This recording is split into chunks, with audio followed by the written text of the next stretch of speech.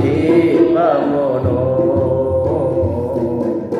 ఆత్మా దీపమును వెలిగించు యేసు ప్రభు వెలిగించు యేసు ప్రభు ఆత్మా దీపమును ఆత్మా దీపమును. ప్రార్థన చేసుకుందాం. పరలోకముందున్న తండ్రి,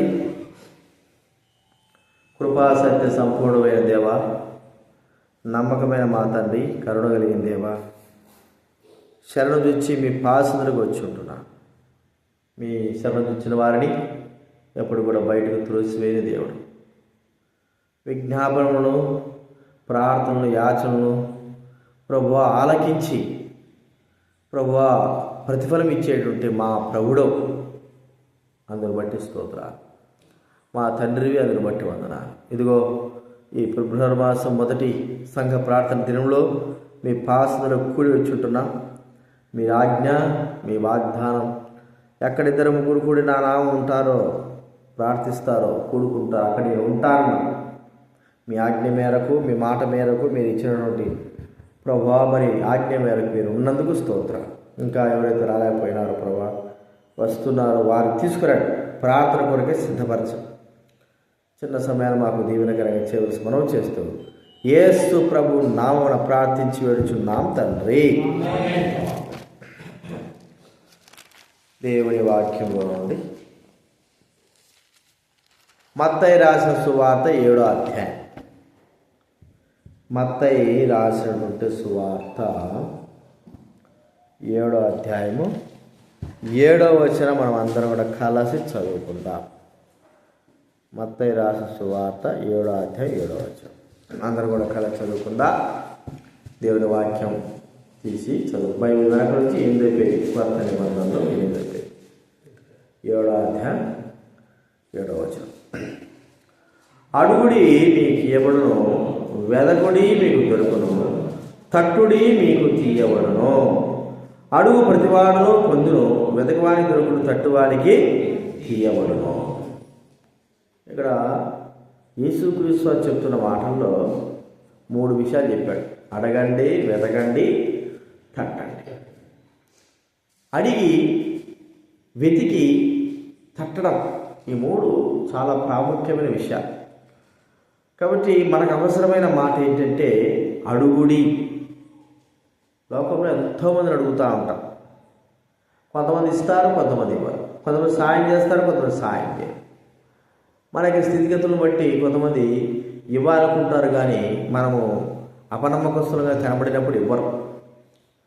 మరి నమ్మకస్తులుగా కనబడినప్పటికీ మన కుటుంబ పరిస్థితిని బట్టి కూడా ఇవ్వరు. అడిగినప్పుడు సహాయం పొందలేని దినాలు చాలా ఉంటాయి. మనం అడిగినప్పుడు వారు మనకు సహాయం చేయని దినాలు చాలా ఉంటాయి. కాబట్టి ఇక్కడ మనం చెప్పబడిన మాట ఏంటంటే ప్రభు అంటున్నాడు, అడగండి, ఖచ్చితంగా మీకు ఏమవుతుంది, ఇవ్వబడుతుంది. మీరు అడిగితే ఎవరిని అడగాలి? మనకు తెలిసిందే, ప్రభు అయిన యేసుక్రీస్తు అని అడగాలి. యేసు ప్రభు అన్నాడు యోహాను సువార్త 13వ అధ్యాయంలో 14వ అధ్యాయం 13వ వచనం. యోహాను సువార్త 14:13 ఏముంది చూడండి, చదువుతాను నేను. మీరు నా నామమున దేనిని అడుగుదురో తండ్రి కుమారుని మహిమపరచబడుటకై దానిని చేతును. 14వ వచనం కూడా, నా నామమున మీరు నన్ను ఏమడిగినా నేను చేతును. ఎంత చక్కని మాట అండి. అడిగిన నా నామమున తండ్రిని ఏమడిగితే అది చేస్తా అంటాడు. ఆయనే చేసేది. కుమారు మహింపరచబడుటకై నా నామమున దేని అడుగుదురో తండ్రి కుమారుని మహింపరచబడుటకై దాన్ని చేస్తాను. నా నామమున మీరు నన్ను ఏమడిగినా కూడా నేను చేస్తాను అనేటువంటి మాట. అంటే మీరు అడగండి, ఏదైనా చేస్తారు. ఆయనకు ఎంత శక్తి ఉంది, ఎంత ప్రభావం ఉంది అంటే ఏదైనా చేయగలిగిన వాడు. యెహోవాకు అసాధ్యమైనది ఏదైనా కలదా? ఏది లేదు. మరి ఏమైనా చేయగలడు. ఎండినటువంటి చెట్టుని వికసింపజేసేవాడు. వికసించి చక్కగా పూలు పూస్తూ మంచి ఆకులతో ఉన్న చెట్టును ఎండిపోయేటట్టు చేయాడు. రాళ్ళు కూడా సైతము మరి దేవుడు స్తుతించేటట్టు వాటిని స్వరం ఇవ్వగలడు. జంతువులు కూడా మాట్లాడగలిగిన స్వరం ఇవ్వగలడు. ప్రేమైన వారినరా, గర్వించిన వారిని కూడా రాజులు సైతం కూడా గడ్డి తినిపించేటువంటి శక్తి కలిగిన వారు. రాజుని ప్రజలు ఎన్నుకోవడం కాదు, కానీ దేవుడే రాజును మార్చేవాడు. తన ఇష్టపూర్వకంగా తన ఇష్టానుసారం అంటే ఏదైనా చేయగలిగిన ఏకైక వ్యక్తి ఎవరు? దేవుడు. కాబట్టి చేయగలడు, ఏమైనా అడిగినా కూడా ఇవ్వగలడు. అది యేసుక్రీస్తు వారు తండ్రి దేవుడు ఎంత చక్కటి మరి ధైర్యమైన మాట మనకి చెప్తున్నాడు. చూడండి, యెషయా గ్రంథం 7వ అధ్యాయంలో 10వ వచనం నేను చదువుతాను. యెషయా గ్రంథం బైబిల్ మధ్యలో నుంచి 573 యెషయా గ్రంథం 7వ అధ్యాయం 10వ వచనంలో యెహోవా ఇంకను ఆహాజునకు ఇలాగ సెలవిచ్చెను, నీ దేవుడైన యెహోవా వలన సూచన అడుగుము, అది పాతాళమంత లోతైన సరే, ఊర్ధ్వలోకమంత ఎత్తైన సరే. అంటే ఒక సూచన, ఏదైనా అడుగు, నువ్వేం కావాలని అడుగు, నేను చేస్తాను. అది పాతాళమంత లోతుగా ఉన్న ఊర్ధ్వలోకమంతా మరి ఎత్తైన ఆకాశమంతా ఎత్తైనా సరే, ఏదైనా సరే నేను చెయ్యడానికి సమర్థత కలిగిన వాడని ప్రభు మనతో ఇక్కడ మాట్లాడుతూ ఉంటున్నాడు. చాలామంది కూడా అడిగి పొందారు. ప్రియమైన వాళ్ళరా, అడగడం అంటే ఏమడుగుతా, దేని అడుగుతా? చిన్నపిల్లలు వారు మన కుటుంబానికి వారసులు అయినప్పటికీ కూడా, మన కుటుంబానికి అంతటి కూడా వారు మరి అన్నిటికీ వారసులు అయినప్పటికీ కూడా వారి చిన్నపిల్లల్ని మనము రోడ్లు తీసుకోపోతూ ఉంటే ఎన్నో విలువైన బంగారం ఉంటుంది, నగలు ఉంటాయి, ఏయో కొన్ని వస్తువులు ఉంటాయి. దాంతోపాటు వారి కనబడినటువంటి ఆట వస్తువులు, బొమ్మ వస్తువులు కూడా ఉంటాయి. అయితే పిల్లల యొక్క దృష్టి ఆలోచన నగలు కానీ లేక పెద్ద పెద్ద వస్తువులు, బీరువాలు లేదా అవి ఇవి కాదు, కానీ వారి యొక్క దృష్టి ఆలోచన ఏవేవి ఉంటాయి చెప్పండి? దేని మీద ఉంటాయి? ఆట వస్తువుల పైన మాత్రమే ఉంటాయి. ఇది కావాలా, అది కావాలా, ఇది కావాలా, ఆట వస్తువులు, బొమ్మలు. ప్రియమైన వాటారా, మనం ఆలోచిస్తే వారు ఏమడుగుతున్నారు, వారి స్థితిగతి ఏమిటి, వారికి ఇంకా మైండ్ మెచ్యూర్ కాలేదు. అంటే ఏమి అడగాలి, ఏమడిగితే ఇస్తాడు తండ్రి తల్లి అనేది వాడికి అర్థం కాదు. లోపల చూసినప్పుడు బొమ్మలు 5 రూపాయలు, 10 రూపాయలు, 100 రూపాయలు, 50 రూపాయలు అవి అడుగుతారు. మరి లోకంలో మంచిగా విలువైనట్టు ఉంటాయి, మంచి విలువైనట్టు ఉంటాయి. అయితే వాటి విలువ తెలియక ఏం చేస్తారంటే చిన్న బొమ్మలు వీటిపైన వాటికి దృష్టి ఆలోచన ఉండడం ద్వారా వాటిని అడుగుతారు. తండ్రి మరి విలువైనటి కొనించగలడు, తర్వాత ఈ బొమ్మల వస్తువులు కూడా 50 రూపాయలు, 100 రూపాయలు కూడా కొనించగలడు. 1000 రూపాయల వస్తువు కొనించగలడు, 5 రూపాయల వస్తువు కూడా కొనించగలడు, 1,00,000 రూపాయల వస్తువు కొనించగలడు, మరి 10 రూపాయల వస్తువు కూడా కొంచెం సామర్థ్యత కలిగిన వాడు తండ్రి. కానీ అడిగేటువంటి మెచ్యూరిటీ, అడిగేటువంటి ఆలోచన పిల్లల్లో లేకపోవడం ద్వారా వారు ఏమడుగుతున్నారో తెలియదు. కానీ వాడు అడిగినారు కాబట్టి ఆ వస్తువులను వాటిని అనుగ్రహించిన వాడుగా చూస్తూ ఉంటున్నాం. అయితే ఇక్కడ అంటున్నాడు, నన్ను అడగండి నేను ఇస్తా. ప్రభు యేసుక్రీస్తు అడుగుడి మీకు ఇవ్వబడును. ఏదైనా సరే అడగారు. చాలామంది అడిగారు, నాకు కావాలా, ఇది కావాలా, అది కావాలా అని అడిగారు. అడిగినప్పుడు వారికి దేవుడు శ్రేష్టమైన అడుగు వాటన్నిటికంటూ ఊహించు వాటన్నింటినూ అత్యధికమైనటువంటి శ్రేష్టమైన వాటిని దేవుడు అనుగ్రహించిన వాడిని చూస్తూ ఉంటున్నాను. ఆ అడిగిన వ్యక్తుల్లో ఎవరంటే మరి సొలొమోను ఉన్నాడు. సొలొమోను యవ్వన వయసులో ఉన్నాడు, 30 సంవత్సరాల వయసులో ఉన్నాడు. యవ్వన వయసులో ఇంకా రాజ్యం యొక్క మరి రాజ్యం యొక్క స్థితిగతుల్ని ఎరగలేని వాడుగా, నడిపించలేని వాడుగా అప్పుడే రాజైనాడు. దేవుడు ప్రత్యక్షమై 3వ అధ్యాయం చూస్తూ ఉంటే ఏం కావాలి నీకు సొలొమోను అడిగాడు. చూడండి, ఏం కావాలని ఇంత గొప్ప వ్యక్తి తండ్రైన దేవుడు ఆకాశంలో నుండి కలలో మరి ఆ యొక్క కలలో తనను అడిగితే ఏమి చెప్పాలా, ఏమడగాల? మనమైతే వెంటనే ఆలోచించుకోకుండా డబ్బు కావాలా, రాజ్యం విస్తరించాలా, లేకపోతే శత్రువులందరూ నశించిపోవాలా, నేను దీర్ఘాయు కావాలా, ఏవో కోరుకుంటాం. అనేక సంవత్సరాలు బ్రతకాలా, మరి ఈ ఎన్నెన్నో ఆలోచనలు కలిగి ఉంటాయి. కానీ సొలొమోను హృదయంలో సొలొమోను ఆలోచించింది ఏంటంటే, ఇటు దేవునికి ఇష్టకరమైంది, ఇటు తనకు కూడా ఉపయోగపడేది ఏంటంటే జ్ఞానము తనకు కావాలని కోరుకున్నాడు. జ్ఞానం దేవుడికి ఇష్టకరమైంది జ్ఞానమే కదా. బుద్ధి జ్ఞానం సర్వసంపదలు ఎవరున్నాయి? యేసు ప్రభువులో గుప్తములై ఉన్నాయి. కాబట్టి ఆ జ్ఞానం ఇది పరసంబంధమైన జ్ఞానం. నాకు జ్ఞానం కావాలా, నీ ప్రజలైన వారికి న్యాయంగా నీతిగా మరి నేను తీర్పు తీర్చాలి. కాబట్టి చిన్న వయసులో ఉన్నాను, ఎలాగ చేయాలో నాకు తెలియదు, కాబట్టి నాకు జ్ఞానం దయచేయాలి. చూడండి ఎంత చక్కటి మాట. మరి కోరుకున్నాడు, జ్ఞానం కావాలని కోరుకుంటే జ్ఞానము కంటే అత్యధికంగా దేవుడు తనకిచ్చాడు. జ్ఞానం ఇవ్వడమే కాదు, జ్ఞానంతో పాటు ఆయుష్ని ఇచ్చాడు, జ్ఞానంతో పాటు ఆరోగ్యం ఇచ్చాడు, జ్ఞానంతో పాటు డబ్బు బంగారు ఇచ్చాడు, జ్ఞానంతో పాటు రాజ్యాన్ని విస్తరింపజేశాడు, జ్ఞానంతో పాటు తన పేరు ప్రఖ్యాతులను దేవుడు అత్యధికంగా చేస్తూ వచ్చాడు. చూడండి, ఒక్కటి అడిగాడు దేవుడికి అనుకూలమైనది, చివరికి ఏమైపోయింది చెప్పండి? అన్నీ కూడా ఒక్కదాంతోనే ముడిపడినట్లుగా మనం చూస్తుంటాం. అన్నీ కూడా ఇవ్వబడినట్టుగా ఉంటున్నాయి. ఒకటి చాలు, ఆ ఒక్కటే తనకెంతో మరి శ్రేష్టమైనదిగా దేవుడు అనుగ్రహించిన వాడుగా మనం చూస్తూ ఉంటున్నాం. కాబట్టి గుర్తించుకుందాం, ఈరోజు మనం జ్ఞాపకం చేసుకున్నది ఏంటంటే సొలొమోను అడిగాడు జ్ఞానం. ఇంకా చాలామంది మరి యేసు ప్రభు దగ్గరకు వచ్చిన తర్వాత వాళ్ళు కూడా అడిగారు, ప్రభువా నీకు ఇష్టమైతే నన్ను శుద్ధునిగా చేయి అని అడిగారు. ప్రభువా గుడ్డోళ్ళు వచ్చారు, గుడ్డోళ్ళు ప్రభువా మాకు ఈ గురుడితనం తీసి చూపు కనబడేటట్టుగా అడిగారు, పొందారు. మరి 10 మంది కుష్ఠరోగులు వచ్చారు, ప్రభువా మమ్మల్ని స్వస్థపరచంటే వారు అడిగారు, పొందారు. ఇంకా ఎంతోమంది అడిగి పొందిన వారుగా చూస్తూ ఉంటున్నారు.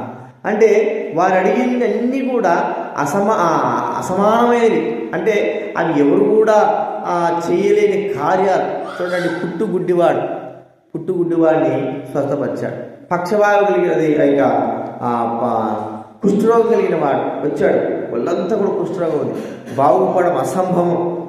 ప్రియమైన వారు, ఆ వ్యక్తి అడిగాడు, వెంటనే స్వస్థత పొందాడు. గుడ్డివారు ఉన్నారు, ఆ దినాలు డాక్టర్లే ఏం లేరు, కళ్ళు పోయినాయంటే ఇక అంతే, ముసలులతో కళ్ళు పోయినాయంటే గుడ్డిదనం కనబడకపోతే జీవితాంతం బతికినల్లాలు ఒకరి మీద ఆగపడితే చిన్నగా లేచి అటు తిరగాల్సిందే. కానీ ఇక ఏం లేదు, మధ్యలో కానీ కళ్ళు పోతే ఇక అడుక్కొని తినాల్సిందే. మరి ఎరుకో పట్టణ దగ్గర కూర్చున్నారు ఆ వ్యక్తి. మరి నాకు కళ్ళు కావాలంటే దేవుడు ఆ వ్యక్తికి కన్నులను అనుగ్రహించాడు. ప్రియమైన వారులారా, ఏదైతే అడిగారో ప్రజలైన వారు అవన్నీ కూడా అసమానమైనవి, ఎవరు కూడా చేయలేని కార్యాలు ప్రభువైన యేసుక్రీస్తు వారు చేశాడు. ఇదినా నా ప్రభు మనకు చెప్తున్న మాట ఏంటంటే, అడగండి నేను నీకు ఇస్తా. మీరు అడిగేది నాకు అనుకూలమైనదిగా ఉంటే దానికి 2 నేను ఇస్తాను. మీరు అడిగేది నాకు మహిమ తెచ్చేదిగా ఉంటే దానికి 2 నేను ఇస్తాను. అడిగేది మనం అడిగేది దేవుని సంబంధమైంది, దేవునికి చెందినది అయితే దానికి 200గా నేను ఇస్తాను. అంటే ఆయన ఇచ్చేది కాకోకుండా మనం ఏ దాని వరకు అడుగుతుంటున్నామో అది కాకోకుండా మన విషయంలో కూడా ఆయన అత్యధికంగా సహాయం చేసేవాడుగా ఉంటున్నాడో మనం చూస్తూ ఉంటాం. కాబట్టి సొలొమోను ఒకడైనా ఎంతోమంది మనం చూస్తూ ఉంటే ఇస్సాకు రెబ్కా వారు కూడా మాకు సంతానం కావాలని కోరుకున్నారు. వెంటనే దేవుడు వారు అడిగింది సంతానం కావాలి, వాళ్ళకి 2 కవల పిల్లలను అనుగ్రహించాడు కదండి. హన్నా ఏం చేసింది? సంతానం కావాలని అడిగింది. ఆ హన్నా సమూయేలునే కాకుండా 2 కుమారులు 2 కుమార్తెను కూడా దేవుడు అత్యధికంగా ఇచ్చిన వాడుగా చూస్తూ ఉంటున్నాడు. అడిగింది కొద్దిగే, కానీ వారి పొందింది అత్యధికమైనది. ఇది మనం కూడా అడిగేది కొద్దిగా అయినప్పటికీ, కొద్ది నిమిషాలు అయినప్పటికీ పొందేది మాత్రం గొప్పగా అత్యధికంగా మనము పొందగలుగుతాం. అయితే ఎప్పుడు పొందుతాం, ఎలా పొందుతాం? ప్రభు నాడు మరి ఒక భక్తుడు చెప్తున్న మాట ఏంటంటే, యాకోబు రాసిన పత్రిక 1వ అధ్యాయంలో, యాకోబు రాసిన పత్రిక హెబ్రీ తర్వాత ఉంటారు చూడండి, 1వ అధ్యాయం 5వ వచనం నేను చదువుతానండి. హెబ్రీ పత్రిక యాకోబు రాసిన పత్రిక 1వ అధ్యాయం 5వ వచనం. మీలో ఎవరికైనాను జ్ఞానము కొదువుగా ఉన్న ఎడల అతడు దేవుని అడగవలను, అప్పుడు అది అతనికి అనుగ్రహింపబడును. ఆయన ఎవరిని గద్దింపక అందరికీ ధారాళముగా దయచేవాడు. అయితే అతడు ఏ మాత్రము సందేహింపక విశ్వాసముతో అడుగువలను. సందేహించువాడు గాలి చేత రేపబడి ఎగిరిపడు సముద్ర తరంగమును పోలియుండును.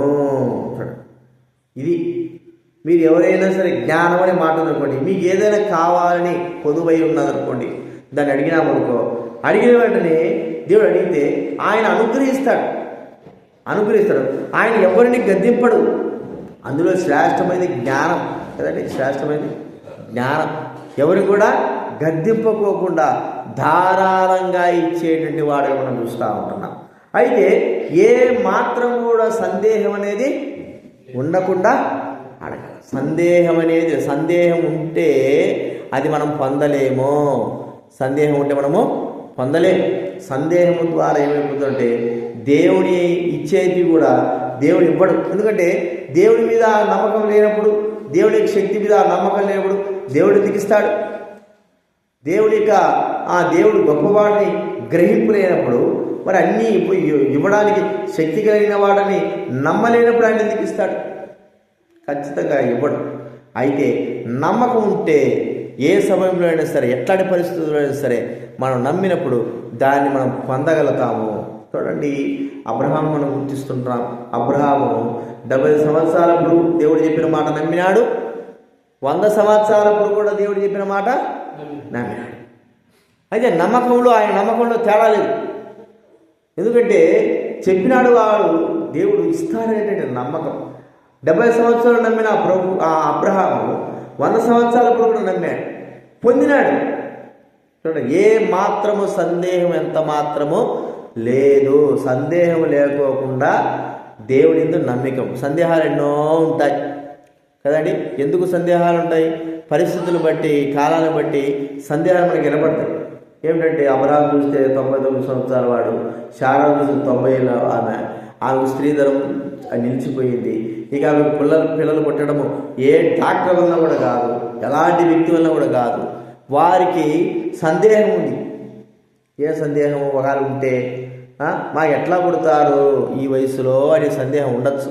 కానీ వారు సందేహము లేకోకుండానే దేవుడి మాట యందు నమ్మిక ఉంచడం ద్వారా శ్రేష్టమైనటువంటి కుమారుడు ఉంటాడు. జకర్యాలు వ్యక్తులు జకర్యాను గుర్తిస్తూ ఉంటే లూకాసు వార్త 1వ అధ్యాయంలో గమనిస్తే, లూకాసు వార్త 1వ అధ్యాయంలో ఏముంది మనం చూస్తే, జకర్యా దగ్గరికి వచ్చి దేవదూతకి, అయ్యా నీకు కుమారుడు ఇస్తానంటే సందేహం వచ్చింది. ఏమయ్యా నేను ఎవరిని అనుకున్నావు? నేను ముసలోడిని, వయసులోడు కాదు. వయసులోడిని అయితే అనుకోవచ్చు, నాకు కూడా ఒక 70 సంవత్సరాలు ఉండొచ్చు, వృద్ధుండి కదా, నేను ఎలా పుడతారో అని అడిగాడు. అడగగానే దేవుడి మాట నమ్మలేదు. దేవుడి మాట తాను నమ్మకోకుండడం ద్వారా జరిగిన కార్యం ఏమిటంటే మనం చూస్తూ ఉంటే, వెంటనే దేవుడు అన్నాడు, నేను చెప్పిన మాటను నమ్మలేదు కాబట్టి. ప్రేమ వాళ్ళారా, నేను చెప్పిన మాట రైట్ రాయిటా కొద్దిగా బెదిరించాలక కుదరదు. దేవుడు చెప్పిన మాట నమ్మలేదు కాబట్టి నమ్మేంత వరకు కూడా నువ్వు మరి మోగపడవే ఉంటావు. కాబట్టి ప్రియమైన వాళ్ళరా, అడుగు, ఏదైనా అడుగుదాం. అడిగితే అడిగినవి దేవుడికి ఇష్టమైనవే మనం అడుగుదాం. సంఘం కొరకు అడుగుదాం, సంఘ పరిచయం కొరకు అడుగుదాం, దేవుడి క్షేమం, మరి ఆ సంఘ క్షేమం కొరకు అడుగుదాం, ఆత్మ రక్షణ కొరకు అడుగుదాం, మరి సంఘ విస్తరణ కొరకు అడుగుదాం, ప్రజలలో ఐక్యతా భావం కలిగి ఉండడానికి అడుగుదాం, ప్రజలలో మరి దేవుడిల భయభక్తులుగా ఉండడానికి అడుగుదాం, సంఘమంతా కూడా ఏకభావం కలిగి ఉండడానికి అడుగుదాం, సంఘమంతా కూడా ప్రార్థన కూడి వచ్చేదానికి అడుగుదాం. అనేక ఆత్మల పట్ల ప్రతి ఒక్కరు కూడా భావము, ఆశ కలిగి ఉండడానికి కొరకే అడుగుదాం. ఎవరైతే ఆగిపోతున్నారో వాళ్ళందరినీ కూడా దేవుడు ప్రజలు తిరిగి రావడానికి కొరకే అడుగుదాం. ప్రియమైన వాళ్ళరా, అడిగేది ప్రతి ఒక్కటి కూడా నమ్మకంతో, ఏముందిలే అని అనుకున్నామనుకోండి, అడిగినంతా కూడా వేస్ట్ అయిపోతుంది.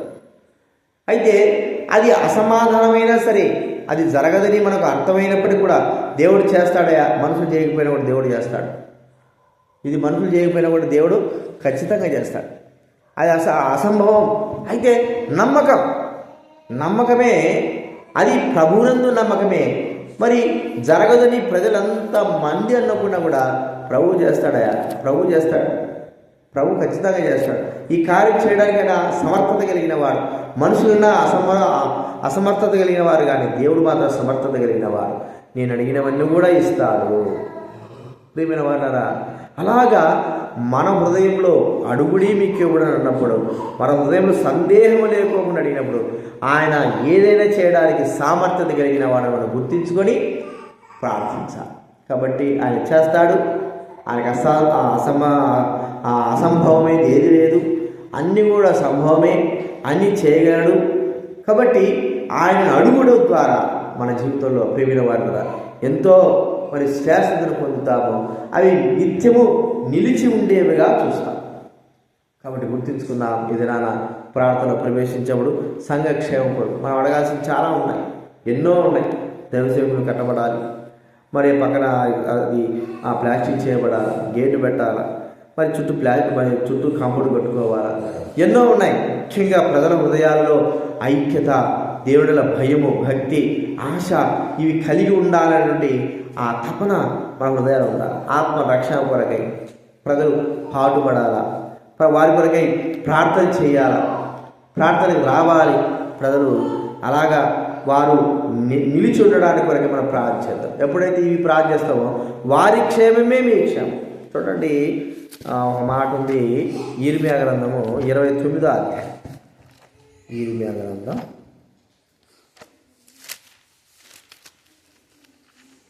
29వ అధ్యాయం 7వ వచనం చదువుదా. యిర్మీయా గ్రంథం 29వ అధ్యాయం 7వ వచనం చదవండి. యిర్మీయా గ్రంథం 29వ అధ్యాయం 7వ వచనం నేను చదువుతా.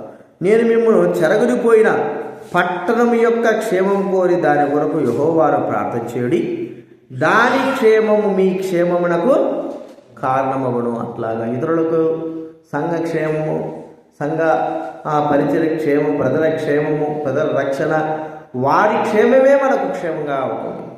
కాబట్టి ఏదైతే మనం ప్రార్థిస్తామో ఖచ్చితంగా పొందుతాం, దాంట్లో అనుమానం లేదు.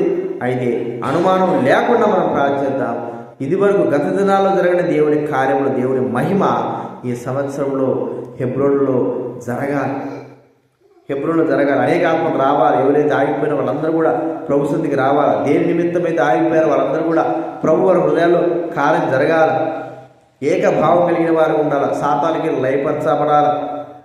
మరి దేవుని యొక్క కార్యములు ఒక్కరినైనా సరే కార్యం జరిగినట్లు కూడా, ఒకరైనా సరే ప్రభు కొరకు సంపూర్ణంగా వారు ప్రభు వాక్యం నడుచుకునేటట్లుగా మనం ప్రార్థన చేద్దాం. ఇలాగా దేవుని కార్యం కొరకు మన ప్రార్థనలో గడుపుదాం, ప్రార్థన చేసుకుందాం.